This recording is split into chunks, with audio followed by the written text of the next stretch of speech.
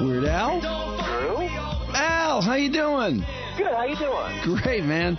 Well, I was just really getting a kick out of reading your bio, which, I know I've read it before, but I don't think I ever knew that you skipped 2 grades in school and you were your class valedictorian? Yeah, when I write a song like White and Nerdy, that comes from personal experience. But you're a veritable genius, Al. Well, I wouldn't say that. I think it says more about the lack of intellect among everybody else I went to high school with. No, I mean, that's really very cool. You skipped 2nd grade and you entered kindergarten a year earlier, so you obviously, I don't know, did you test really high or something? Did they test kids back then? They saw that I was reading at a different level than the other kids, and the teacher just said we really should move Al ahead, and it was a little awkward because I went to high school when I was 12 years old. I was not as developed as the other kids. I wasn't able to drive for a few years after my friends were driving, so it was a little weird socially. So you were a senior in high school, and you're probably just getting your license late in your senior year. That's right. That's right. But, when I first started my senior year, I couldn't even get my license. Oh, that's a bitch. What now? Did you get a car when you turned 16? I got to borrow the family car, which was a big black 1964 Plymouth Belvedere with red upholstery, push button transmission. It was sweet. Oh, push button transmission, nice. Oh yes. Al, I had to college with me, and I drove it into the ground. It just I drove that thing until it couldn't go any further. We're not too far apart. I had a 66 Plymouth Valiant, which had that 3 on the tree transmission. Oh, nice. On the tree, literally next to the steering wheel, you changed gears. Yeah, that was really something. But, and I drove that in the ground, too, big time. Anyway, wow, Al, this is great stuff. We were just talking about the new stuff, by the way, which is really good. Oh, thank you. The Apocalypse, are you happy with it? Yeah, I wouldn't have put it out if I wasn't happy with it. Is that always the case? That's how I roll. Yeah? If it sucks, I don't put it out. That's my motto. So how many albums do you have sitting at home that suck? 4 or 5. No one ever puts out anything that sucks. Try not to. Never happens. But, the quality, I just can't get over the sound quality is fabulous, the workmanship. I mean, everything about it, and I'm sure, being in the parody business, some people probably aren't aware or don't think about that, but you take the quality really seriously. I mean, they're so dead on. My big secret is I surround myself with very talented people. I've had the same band since the early 80s, and they're all amazing musicians. I've worked with the same engineer for as long. So I found a good team, a long time ago. And we've stuck together, and we're old friends, and we work together well, so that really helps. Well, I want to say, did you work with Rick Derringer at one point? I did. He produced my first 6 albums. So, I still love Rick, but it got to the point where I felt like I would be better served to produce my own stuff. But, I learned the heels of the master. YouTube and the web, I would imagine, I don't know, I would think it might be a little irritating because, God, some people think they're just so good at doing song parodies. They're just all over the place, and they're pretty much, I'm sure you've heard some of them, they're just awful. Yeah, I would say that the lion's share of them are not so hot. Yeah, but it's quite apparent that there's some people who think they're about to give you some competition, but I think we both know better. Well, the nice thing about YouTube is it really levels the playing field. I mean, anybody can get their stuff out there, and the good stuff will get heard. I mean, people will find it, and you can get attention that way. But you sometimes have to sift through a lot of garbage. Weird Al is on the Apocalypse tour. That's the name of the new record. Fox Theater, May the 5th, 8 p.m. We don't even need to be promoting this tour, Al. Your shows always sell out here. I know you do really well, and you've got a real loyal audience. I mean, it's a lot. You get a lot of repeat customers, don't you? Yeah, what's nice is I've been able to build up sort of a multi-generational fan base because the people that got into me in the 80s are now bringing their kids, so it becomes like a family bonding thing. So it's really nice that my stuff appeals to different people on different levels like that. Perform this way. We were watching a video just a few minutes ago. That is so damn good, Al. What's the story on that? I mean, obviously it's your face. It doesn't appear to be your body. I didn't actually graft my head onto the body of a 24-year-old woman, but it was some amazing CGI. The effects were done by a company in Culver City, California called Baked Effects. and the body double is Vlada Gorbunyova. She's a 24-year-old Russian dancer that we cast for and found, and she was amazing. Basically, I had to do the same dance moves as her, more or less, and then we, in post-production, we kind of surgically planted my head on her body. And how hard was that? Because she's doing some boogie in there. Yeah. Yeah, no, she's wonderful. I mean, it was tough to find somebody that looked sort of kind of like Lady Gaga and that could really bust the moves, and she was great. But you had to bust the same moves then, right? Yeah, I didn't have to work quite as hard, but I had to give it my best shot. Oh, it's a really, really good video. One of your best. Do you have a favorite video, by the way?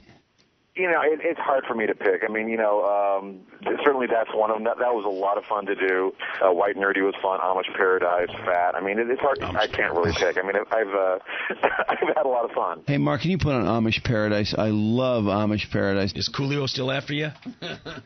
No, Coolio's cool. We bumped into each other a couple of years ago at a trade show, and it's all water under the bridge. We're fine now. Yeah. Now, what was the deal with Coolio? Why was he upset?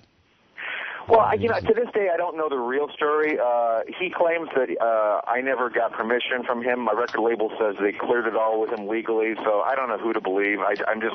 It's unfortunate that there was a miscommunication or a misunderstanding, and I always get the blessing of the artist, so that was sort of a sore point for me because that was like my one dissatisfied customer, as it were. But everything's fine now. Yes, it is unfortunate. Now, what about dissatisfied customers? There have been those over the years that literally have, up front have shut you down from doing their songs? Yeah, I mean, I do ask for permission, and sometimes they'll say no, but it's pretty rare these days. Generally, artists will consider it an homage or a tribute when I do the parody, so it was only really in the beginning of my career that people were turning me down. Is there anybody out there who literally, I might as well forget it because he's never going to give me permission or she's never going to give permission? I approached Prince a number of times in the 80s and a few times in the 90s, and I kind of got the message that he's not so much into parody, so I kind of given up on him. He takes himself so seriously. That is just so, that doesn't surprise me at all. Michael Jackson, obviously you had to get his permission. He was great. He was a good sport. He had a terrific sense of humor. In fact, he lent me the subway set that we shot the Fat video on. So he was a terrific sport. Really? Back when I wrote Eat It, I thought, well, there's no way he's going to approve this. But, it doesn't hurt to ask. So my manager went through his representatives, and it actually got to Michael, and Michael thought it was really funny, and he signed there's a contract somewhere with my signature next to Michael Jackson's signatures saying that we are the co-writers of the song Eat It. It's pretty wow. surrealistic. How bizarre. Al, have you charted with, literally on like the Billboard Top 40? White and Nerdy, I think, was number 9. Number 9, wow. Huh? What about back in the My Bologna days and Another One Rides the Bus? And were those songs charting? My Bologna, no. Another One Rides the Bus was bubbling under. I think it made it to like number 103. But it's a little bit hard for my singles to chart because the way that the Hot 100 at least used to work, was a lot of that was based on radio play, and my stuff is the kind of stuff that morning DJs will play a lot and have fun with, but it's not the kind of thing that gets added to a station's rotation, Right. It gets played every 3 hours. So that was a big reason why my singles had a tough time charting. But the albums always sold very well. I don't understand why radio stations couldn't play your song. Would people don't want to laugh in the afternoon or in the middle of the day?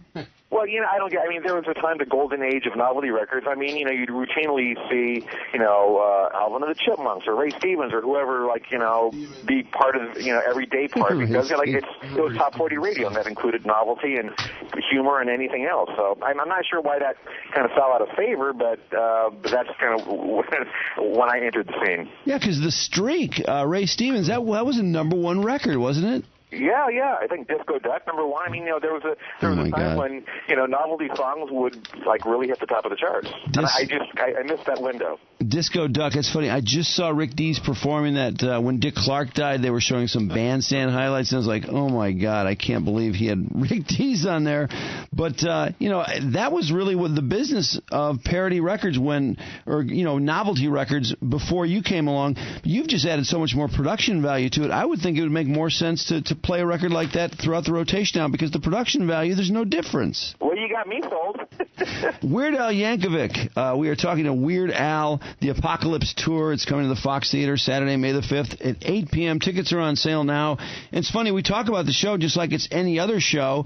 And, you know, I guess, do you have bathroom songs? I mean, in your opinion, is there that one parody you go into where you see everybody getting up and you go, oh, damn, it's like a bathroom song. I mean, I thought this was a hit parody.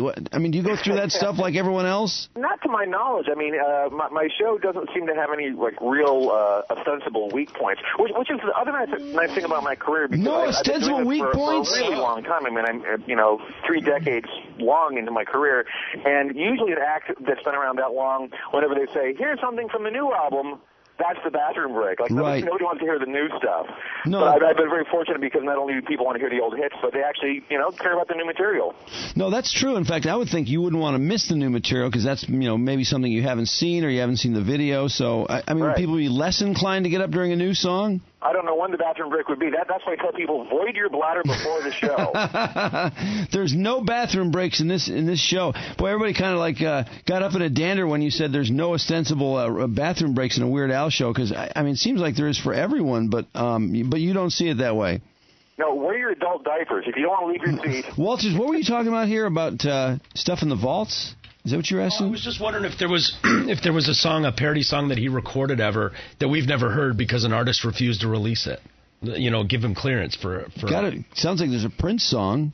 Yeah, maybe. Well, I never. If they say no, then I don't bother writing it and recording it. The only there have been a couple things that didn't make it on the album, but those are floating around the internet. Like a few years back, I had a James Blunt parody of "You're Beautiful" called "You're Pitiful," and there was a thing where James Blunt okayed it, so I wrote it and recorded it, and it was going to be on the album. And then his record label had a problem with it. What? For some strange reason. No, you can't put this on your